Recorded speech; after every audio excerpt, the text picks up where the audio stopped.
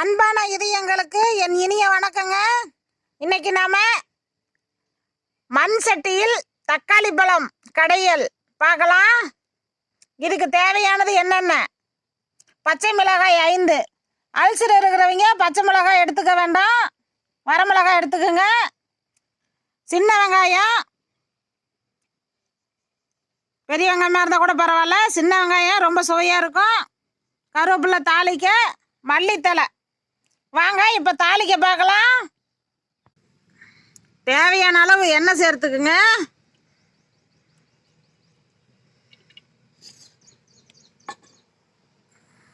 காய்ந்தவுடன் கடுகு சேர்த்துக்குங்க.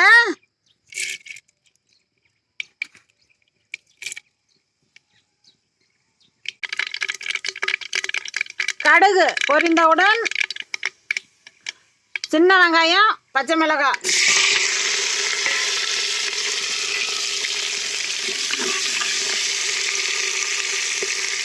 கருவேப்பிலை,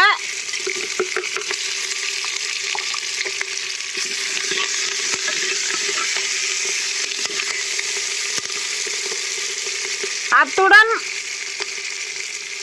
கொஞ்சமா சோம்பு, மணமாகவும் சுவையாகவும் இருக்கும். தக்காளி பழம் பொடி பொடியாக நறுக்க தேவையில்லை, கடையிறதுனால 1-2ஆகவே நறுக்கினால் போதுமானது. அதையும் சேர்த்துக்குங்க.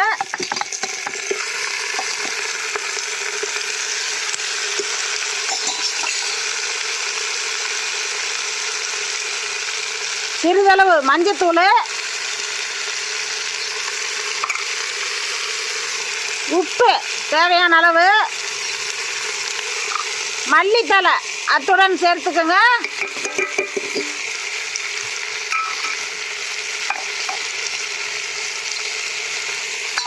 அவ்வப்போது கிளறி விடுங்க.